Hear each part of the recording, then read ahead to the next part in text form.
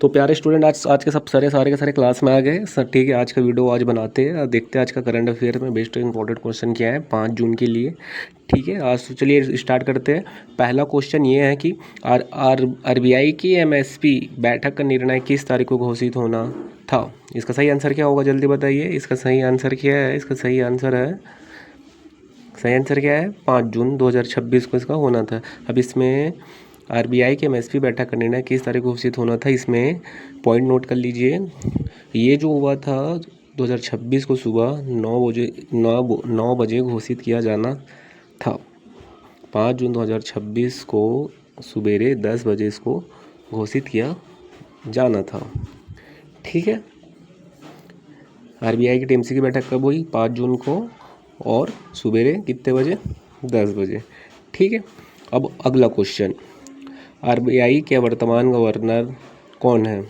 पहला शक्तिकांत दास, उर्जित पटेल, सी रघुराम राजन, डी संजय मल्होत्रा। इसका सही आंसर क्या है? डी संजय मल्होत्रा।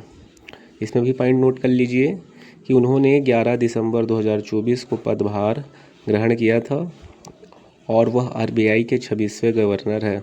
इससे पहले वे भारत सरकार के वित्त मंत्रालय में राजस्व सचिव के रूप में कार्यरत थे। ये पॉइंट आप उनके बारे में नोट कर लीजिए कि वो आरबीआई के गवर्नर है।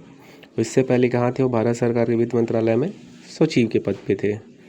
ठीक है, हाँ। उसके बाद अगला क्वेश्चन है, यूजीसी नेट जून 2026 के एडमिट कार्ड कब तक जारी होने की घोषणा की गई है? यूजीसी नेट जून 2026 के एडमिट कार्ड कब तक जारी होने की घोषणा की गई? इसका सही जवाब है 15 जून।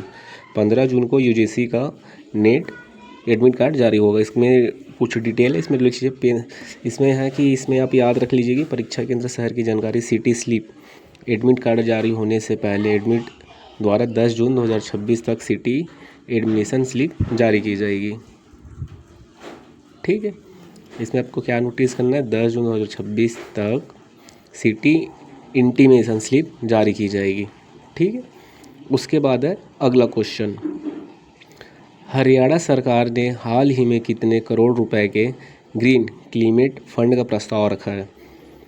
ए 50 करोड़, बी 75 करोड़, सी 100 करोड़, डी 150 करोड़।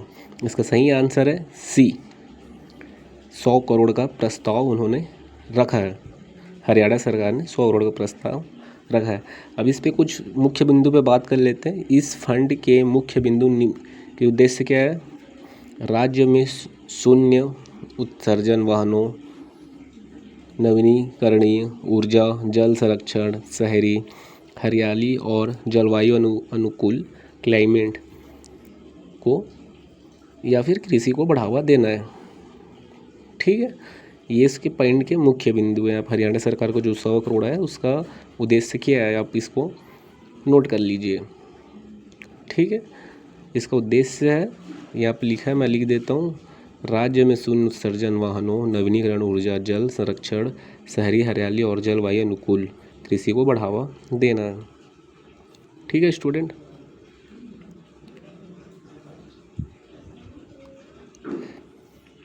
ठीक हो गया यहाँ पे। इसके बाद है अगला क्वेश्चन है, ये आपका अगला question, BRICS culture working group meeting हाल ही में किस शहर में आयोजित हुई? A Mumbai, B Varanasi, C Jaipur, D Lucknow. इसका सही जवाब क्या होगा? इसका सही जवाब क्या होगा? आप मेरे को कोई इसमें से बैठा है जो बता सकता है? जिसको नहीं पता वो कमेंट करके बताएं। इसका मैं सही जवाब आपको बताने वाला हूँ। इसका सही जवाब है वाराणसी में हुई थी। BRICS culture working group meeting हाल ही में किस शहर में आयोजित हुई थी? इसका सही आंसर है वाराणसी। इसके उद्देश्य, इस बैठक का उद्देश्य ब्रिक्स देशों के बीच संस्कृति विरासत संरक्षण, रचनात्मक उद्योगों, संग्रहालय, सांस्कृतिक आदान प्रदान के क्षेत्रों में सहयोग को और गहरा करना है। ठीक है, इसका उद्देश्य, इसका सिंपल वर्ड में समझ लीजिए। इसका सही वर्ड क्या है? सांस्कृतिक है, जो विरासत है, जो संस्कृति, उसका क्षेत्रों में सहयोग का अच्छा से गहरे से इसका आदान प्रदान करना है, एक दूसरे में फैलाना है, प्रसार करना है। ठीक है, हाँ। ये आप इसको याद रख लीजिए। कहाँ हुई थी ये? वाराणसी में। इसके बाद है अगला क्वेश्चन है, बढ़ती महंगाई और कच्चे तेल की कीमतों के कारण चर्चा में कौन सी संस्था रही? ए सेबी, बी नीति आयोग, सी आरबीआई, एमपीसी, डी नाबार्ड। कौन रही? अभी हाल ही का क्वेश्चन है ये अभी जो हो रहा है हमारे देशों में, इसका हाल ही में सबसे बढ़ती मांग और कच्चे तेल की कीमतों के कारण चर्चा में कौन सी संस्था रही? आरबीआई, एमपीसी इसका सही जवाब है। और इसका ये पॉइंट भी आप लिख लीजिए। मुद्रास्फीति में को काबू में रखने और आर्थिक विकास को संतुलित करने के लिए नीतिगत दरों जैसे रेपो रेट पर निर्माण इसी संस्था द्वारा लिया जाता है। ठीक है, आरबीआई एमपीसी से क्या लिया जाता है? ठीक है, ये समझ गए हम। उसके बाद चलिए अगला क्वेश्चन है,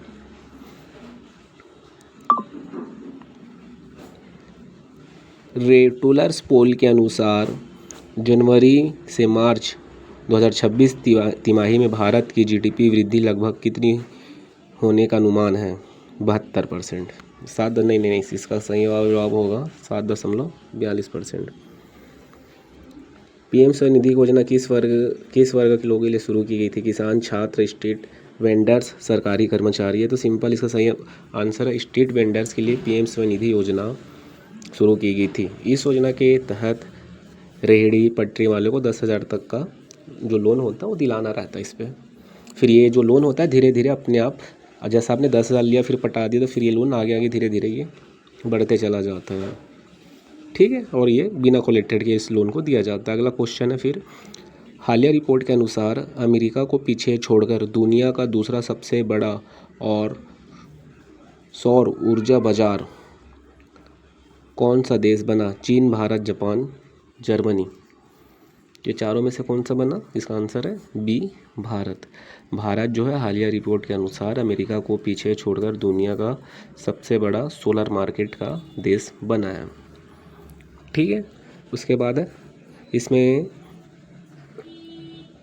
और देख लीजिए। कल का क्वेश्चन है, नासा ने हाल ही में किस मंगल मिशन के साथ संपर्क टूटने के बाद उसे आधिकारिक तौर पर समाप्त घोषित किया है? जो नासा होते हैं जो मंगल पे जैसे भेजते हैं कुछ भी, ठीक है, बहुत से चीज़ें भेजी, उसका सबका अलग अलग नाम है, जैसे इनसाइट, मावेन, परवीसेरेंस है ना, क्यूरियोसिटी, ये सब भेजे गए हैं।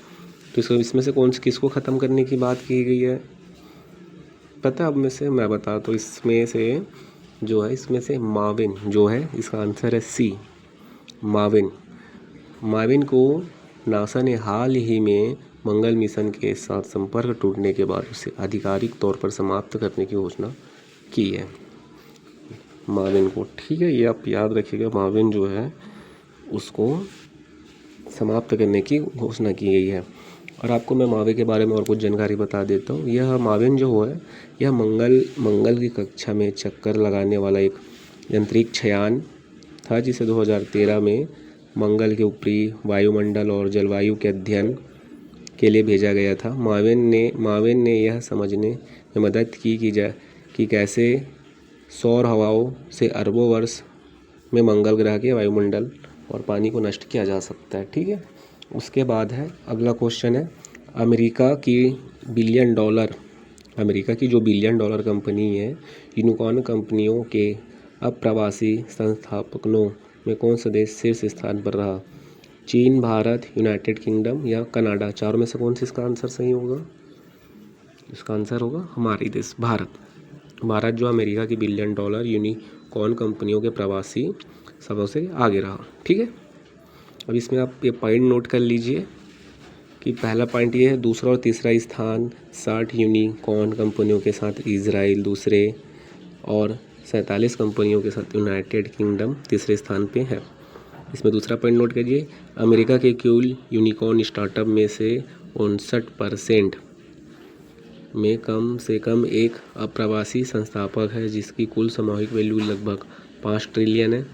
भारतीयों का दबदबा रहा इस पर, कैसे बता रहा? अप्रवासी संस्थापकों द्वारा शुरू की गई लगभग 5 में से एक यूनिकॉर्न कंपनी के पीछे एक भारतीय का हाथ है। क्या आप इस भारतीय संस्थापक को जानते हैं? नहीं, है ना। इसमें बहुत सी क्वेश्चन आती है, 3 पॉइंट है, इस तीनों पॉइंट को आप नोट कर लीजिए। ठीक है। हाँ, ये तीनों हो गए। अमेरिका ने कुल यूनिकॉर्न स्टार्टअप में से 59% यानी 775 में से 455 में कम से कम एक अप्रवासी संस्थापक है जिनकी कुल सामूहिक वैल्यू लगभग $5 ट्रिलियन है। और इसमें से जो लोग मेरे वीडियो पहली बार देख रहे हैं, अगर वीडियो अच्छा लगा तो इसे सब्सक्राइब करें। और ये क्वेश्चन आपको कैसे लगे कमेंट करके ज़रूर बताइएगा, है ना। ज़रूर आप एक बार कमेंट करिए कि नाइस क्वेश्चन आंसर ऐसा कहेंगे। ठीक है स्टूडेंट।